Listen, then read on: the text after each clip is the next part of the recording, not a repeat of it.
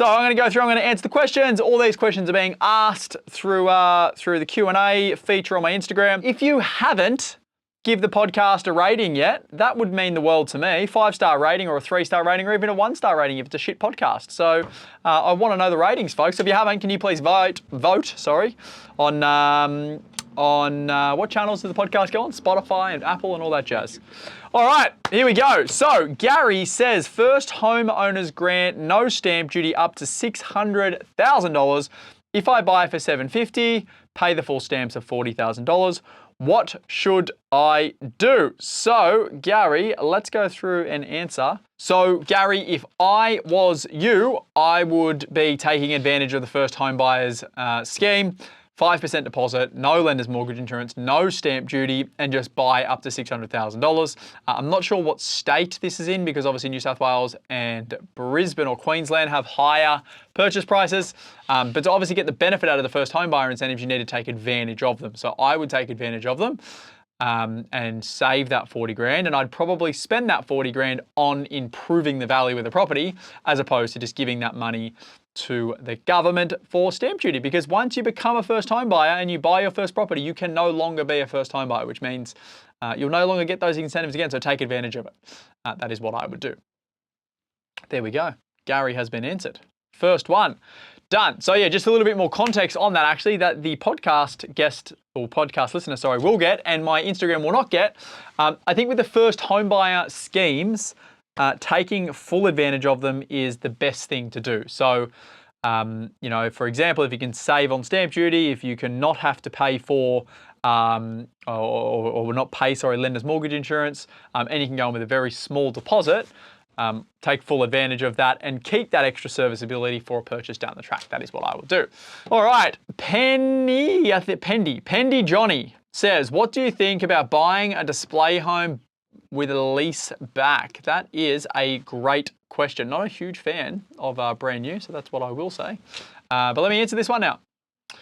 What do you think about buying a display home back, or buying a display home, with a lease back? So my issues with display homes are that they're generally in new estates. I'm personally not a huge fan of new estates because you pay a premium price for a brand new property. In this case, it'd be almost brand new. It has been used as a display home. You generally get smaller blocks of land than what you would get if you went to the most or the nearest, established suburb. And the lease back, I'm unsure about who the lease back is from, but assuming the lease back is for the people buying the display home, or selling the selling through the display home, then yeah, I don't know, probably not ideal. Not for an investment. For an owner occupier, maybe you're right, but I wouldn't buy it as an investment. All right, there you go. Display homes, wouldn't do it. Zach Armstrong asked me, how big is the farm? Just quietly, the farm is probably the best money I've ever spent. I love it that much. How big is the farm? So the farm is 1,500 acres, 1,500 acres. I think it's about 550 odd hectares. The wedding venue is probably 100 of those acres, maybe a little bit more. And the rest of it is going to be my organic cattle farm. That is what I'm going to do. So very, very excited. There we go. There we go, folks. All right, process of releasing equity from an investment for a reno, e.g. granny flat. So they want to understand what the process is. So the process of releasing equity from an investment for a renovation or granny flat or any thing actually, essentially what you do is you get a property valued. You generally organize that through a bank or through a mortgage broker. They will value the property, and then generally you can borrow up to 80% of that valuation minus your existing debt. Let's hypothetically say the property got valued at $1.5 million, so they'll allow you to borrow up to $1.2 million of that 1.5. And let's say you've got $800,000 of existing debt, they'll give you the gap between the two, which is $400,000.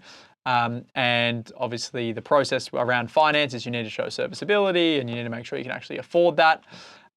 Once it's been released, that then will go into an offset account ideally, and you won't pay any interest on that money until you start to draw down and use that money. So that is how it works. And then obviously if you're doing a renovation or a granny flat, you can then use that equity to go and do those works. There you go. Posted. All right. Do you work with clients in the ACT? So we work with clients based in the ACT. We generally don't buy anything or very little in the ACT. So do we work with clients in the ACT? Answer is yes. If they live in the ACT, that's totally fine. We generally don't buy a huge amount of property down in Canberra. We have bought some properties in the past for people who want to purchase there for personal reasons. But generally we think there's better locations than Canberra itself. But if you live there, we work with people who live all over Australia. There we go. That's posted. All right, next. How much deposit do you generally like to put down for an investment property? All right, this is a great question.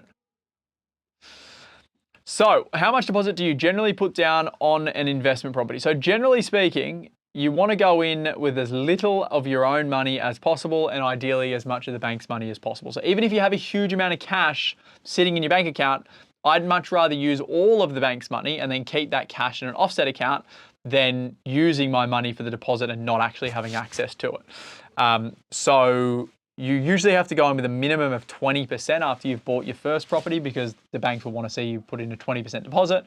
That can actually come from equity of another property. This little microphone here is playing up on me. That can usually come from equity on another property. And you'll also need the money for the stamp duty as well. But some people, like lawyers and accountants and medical professionals sometimes, can go in with higher loan-to-value ratios, so maybe even a 90% or 95% deposit and not pay lender's mortgage insurance with specialised loans. And if you can do that, I'm a big fan of that because it gives you more leverage. Cost to run separate utilities for a granny flat. Great question. Cost to run separate utilities for a granny flat. So generally speaking, it's probably, depending on the site, obviously, how far it is from the road or where the sewer is connected and the water is connected to the actual granny flat itself or the electricity.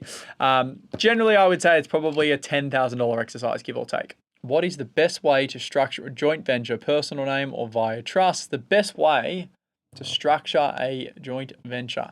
So the best way to structure a joint venture is going to be different for everyone, depending on the outcomes that are going to come out of that joint venture, how long you're going to own them for, the tax implications and all the rest of it.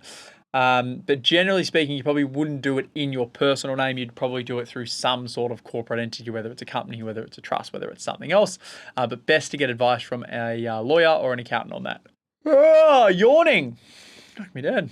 What type of trust do you use when you are buying properties? Again, for everyone, it's going to be slightly different. For me personally, I've used unit trusts for all of the properties that I own, and then the units of those unit trusts are owned by my investment trust, which is actually called the Flamingo Investment Trust, believe it or not. And then I own a few properties inside of just a proprietary limited company as well. A video on discretionary charge. Do I buy my first home or buy it as an investment? Feel free to call. Thanks. I don't want to call. Do I buy a first home or buy it as an investment? Feel free to call. So just like I said for the previous question around first home buyers, I would use the first home buyer incentives because once you have become a first home buyer, you can never use any of that stuff ever again. So you might as well take advantage of it while you can, and it'll probably be the lowest amount of money that you'll ever be able to get into the property market with. So I would buy it as a first property. You can turn it into an investment down the track, but you'll have to put in way less capital, which is obviously what everyone wants to do. Thoughts on properties with asbestos? That's a great question. Here we go. So properties with asbestos, they're very common and we buy a shitload of them because a lot of the properties that we buy are older properties. So they're built in the 20s, 30s, 40s, 50s. So, some of these properties are nearly 100 years, sometimes even over 100 years old. It depends on the actual property itself. Generally, you wouldn't buy a property unless you're getting it for a good price that is fully asbestos clad, meaning like the external cladding is asbestos and the internal cladding is asbestos, as opposed to using gyprock. They used to use asbestos. But a lot of properties, it's not the whole building. It's, certain parts. It might be the eaves, it might be the internal walls, it might be the roof, for example. A lot of old roofs are asbestos. That's generally totally fine because you can replace those things over time. And asbestos is okay unless it is touched. So I'm usually okay with asbestos, and a lot of the properties we buy have some sort of asbestos. All right. Is it possible to buy an investment property with $40,000 saved? So it is possible to buy an investment property, but it is going to be very challenging, and you ideally don't want to use all of your cash to go and buy that property, because then you're going to have no cash left and you're going to have a mortgage and you probably put yourself into a tough financial situation, which is not ideal. Thoughts on Corio, Norlane, Victoria? I'm assuming you mean down in the Geelong region, and we're big fans of Geelong. Obviously, Corio is a lower socioeconomic pocket of Geelong, but it's also reflected in the price. And I think over a long period of time, you'll do well. Obviously, you want to try and stay in the best pockets of that suburb. But Geelong has a really strong track record of growth. And if the marketplace starts to turn there, which I think it's on the cusp of doing, you probably see some really good short-term growth as well. Is it possible to buy an investment property with $40,000 saved and a $1,200 salary per week? Short answer is yes, it is possible. Long answer is it's going to be challenging, because if you go and buy an investment property with that cash, you're going to use all of that money, have no savings left over, and then I'm assuming you'll probably struggle to save again, because then you're going to have a mortgage and expenses that come with property and all the rest of it. So I'd probably say save a little bit more money just so you can get into the marketplace more comfortably. Because I guess the idea of getting into the marketplace is you want to be able to stay in the market and hold that property for a long period of time, so you can feel the effects of obviously getting growth in property. So keep saving. Heavily negatively geared property. Heavily negatively geared property, trust or personal name. Again, it's a personal thing. I have properties that are heavily negatively geared and I own them inside of trusts. Instead of being able to claim those losses against my taxable income, I can obviously carry those losses forward and claim them against a future income or a future gain inside of that trust. But for a lot of people, that won't work, because they need the tax credits and the negative gearing credits to be able to cash flow their properties. So it's much of a muchness, and it depends on the individual.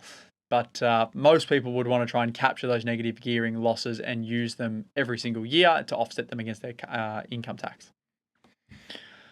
$550,000 apartment fully paid off under my personal name, owner-occupied, what to do next? Well, first things first, congratulations, because paying off an owner-occupied property is a massive feat.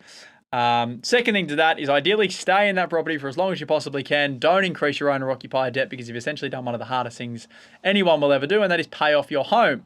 Off the back of that, now you've got a secure home and it's debt-free.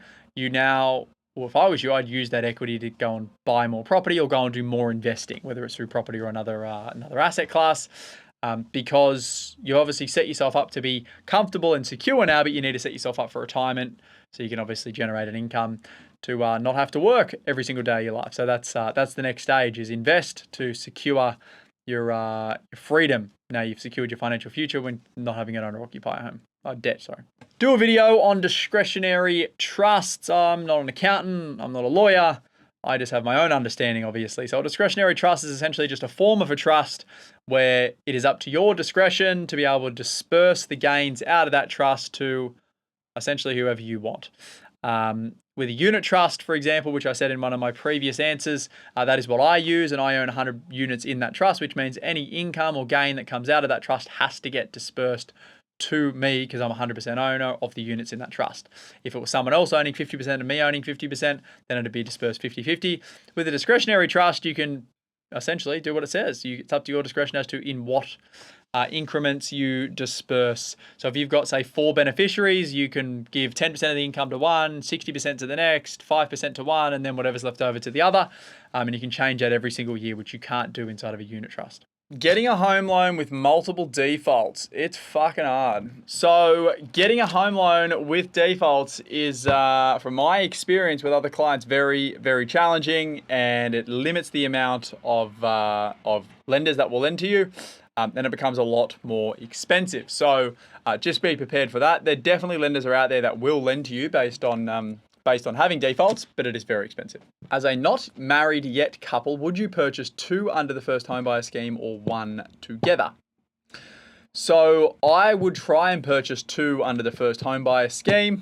Whether you can or not, I'm not 100% certain on that, because if you are in a relationship, it could mean that you may only be able to use the first home buyer incentives together as opposed to separately. Even if you had to use them together, it obviously will increase your ability to purchase, like your purchase price. And you've obviously got the combined incomes, which if they fall under the cap, which in New South Wales is 200,000, you'll be able to service more debt, obviously, and go at a higher purchase price. But ideally, you purchase 2 individual properties, And then down the track, if you do get married and you stay in the relationship, you can obviously use both those properties to buy your third. Is it legal?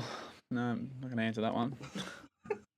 Thoughts on apartments on the Gold Coast. So I like apartments on the Gold Coast, but I dislike high density apartments on the Gold Coast. So if I was buying an apartment on the Gold Coast, I'd be buying in the southern end of the Gold Coast, so places like Palm Beach, Burleigh, Currumbin.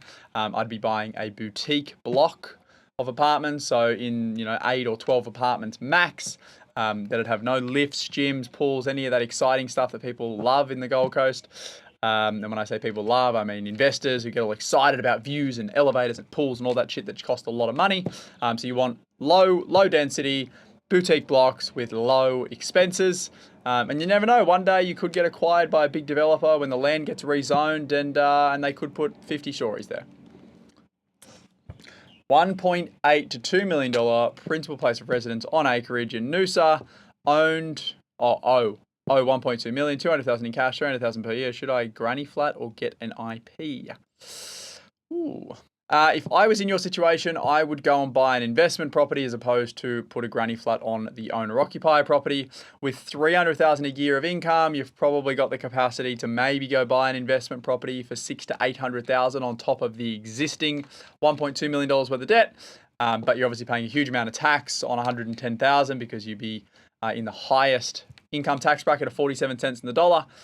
So by getting an investment property, you'll get some tax concessions, plus you'll be putting your money to work. And ideally, you're trying to debt recycle, so you're paying down your owner rock as quickly as you can and then redrawing it back out, which is what you might do with that $200,000 of cash. Can you buy an owner-occupier in a trust? Any downsides? Well, the downside is it's not your owner-occupier then. Can you buy an owner-occupier property in a trust? Any downsides, barriers to this? So I guess the owner-occupier property being owned in a trust then defeats the purpose of owning an owner-occupier property because it's owned in a trust. It's not owned by you as an individual, which means you then would forego the benefits of an owner-occupier property.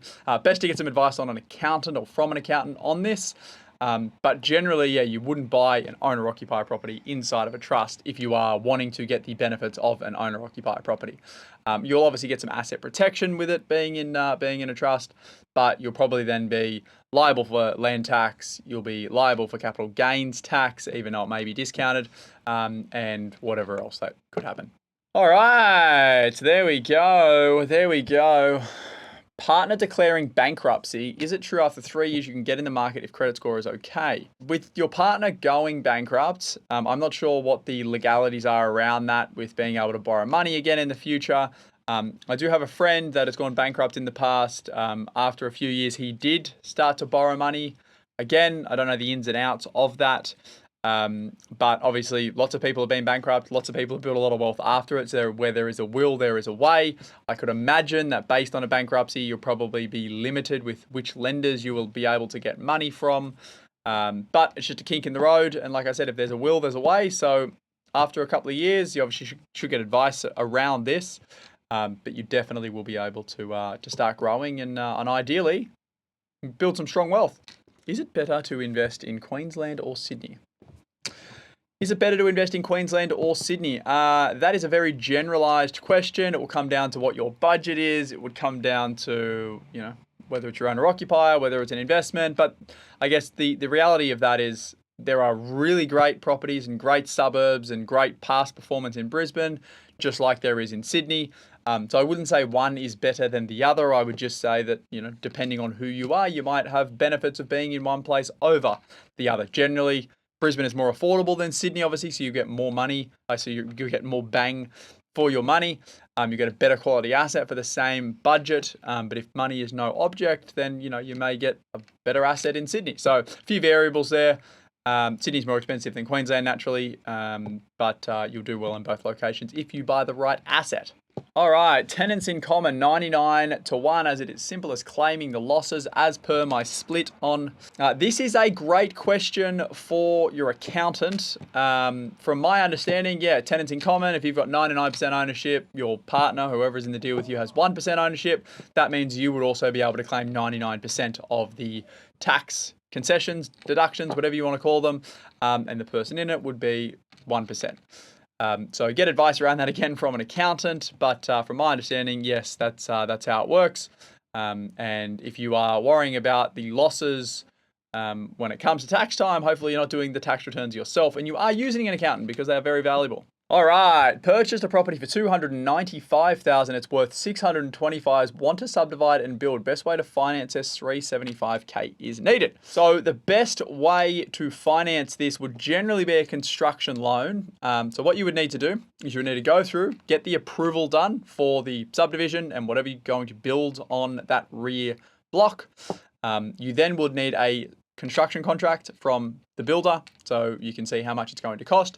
You would then take the DA approved plans and the construction contract back to your mortgage broker or bank, whatever you're using, and they will do a thing called an as if complete valuation, which essentially values the property as if it was already built and subdivided.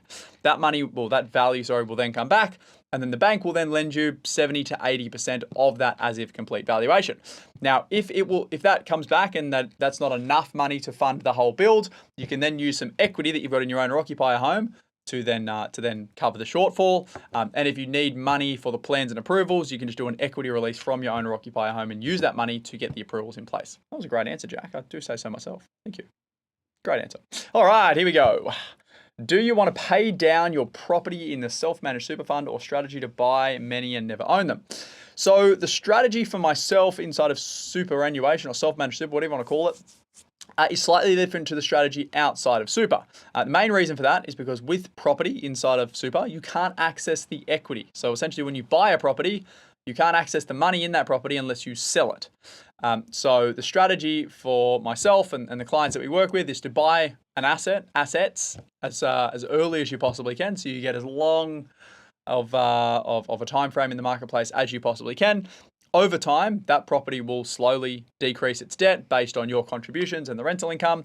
And then depending on how old you were when you invested in the property, eventually you'll get to a point where the property is debt free, and then you can either sell that property down, pay 10% capital gains tax, then reinvest that money into other assets, more real estate or other assets, or you just hold that property all the way through to retirement.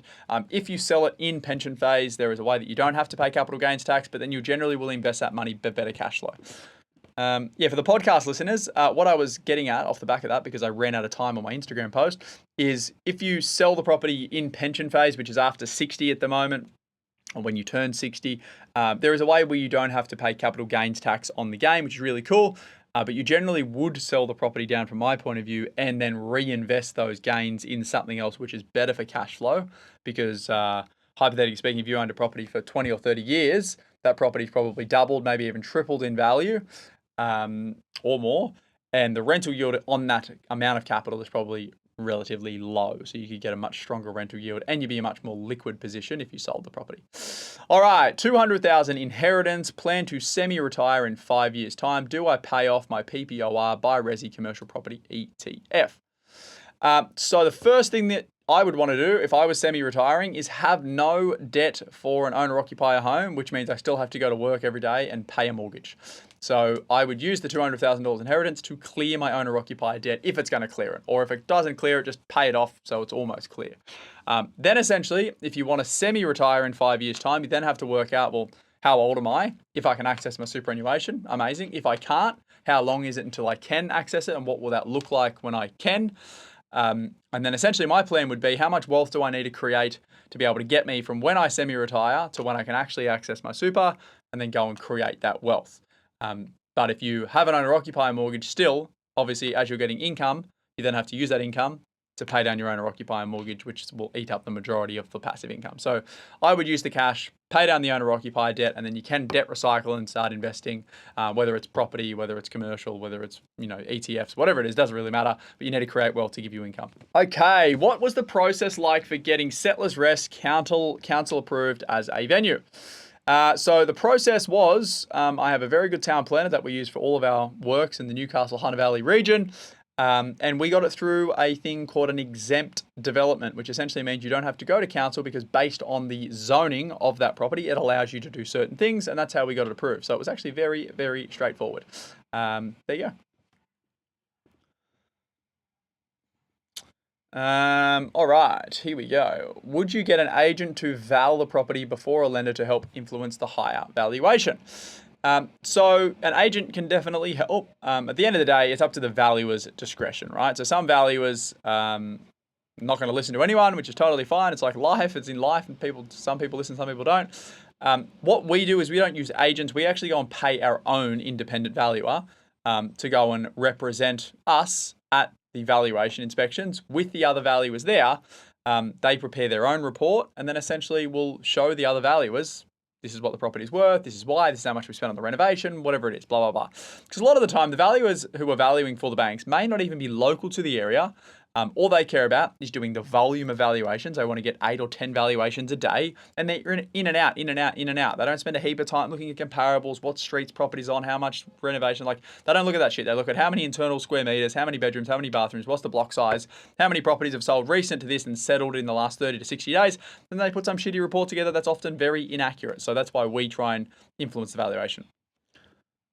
There you go, folks. That's a little hack actually for the podcast listeners. If you want a good valuation, get your own independent valuer. If that independent valuer is on the panels of the bank, sometimes you can actually just give that valuation report to the bank. Sometimes. I bought a brand new apartment 2 years ago. It hasn't grown much at all. No fucking shit. There you go. I'll tell you this stuff all the time, Hearns. Shall I sell it? Brand new apartment 2 years ago. Yeah, I mean, this is why I say don't buy brand new apartments. Some people win, most people don't. So yeah, I'd probably sell it. Ideally, you can sell it and come out net even if you take a little loss, it is what it is. And then go and buy an established asset in a good location. I'm hoping you haven't bought the brand new apartment in somewhere like a Docklands or, some high density shithole in Melbourne or Brisbane or Gold Coast, whatever it is. Just get your money out of off the plan, off brand new, and go and buy something really good. All right. Last but not least is thoughts on subdividing and building for SIL or disability living. So my thoughts on the disability sector or any of those niche sectors is the returns can be very good, generally from a yield point of view, right? You can get 10, 15, 20% sometimes as a cash flow return, which is wild. The thing that I dislike about it from an investment point of view, I love that it helps people, but I dislike the investment side of things is because it's a very niche asset and it only appeals to a very small demographic of future buyer, which is an investor looking to do the same thing, obviously, as this person.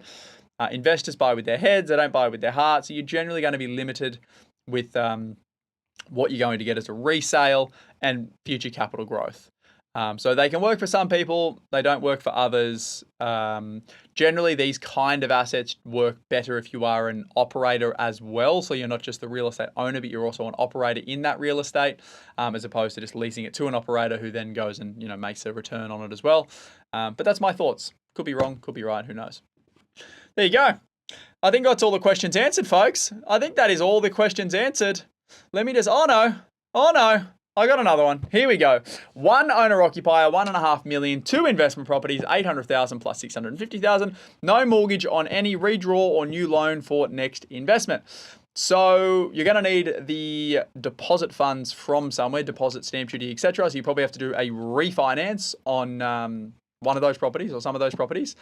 You could also, if you have against the investment properties, you have money sitting in the offset accounts. You could just use the cash sitting in the offset accounts for the deposit on the next investment property, and it will do the same thing. Just make sure you don't take money out of the offset account of your owner-occupier property. And then go and get a new loan for the new property, and you're off to the races again, which is also positioned. So you could either do a refinance and pull equity out, and then use that equity as the deposit and cost, which then makes it tax deductible.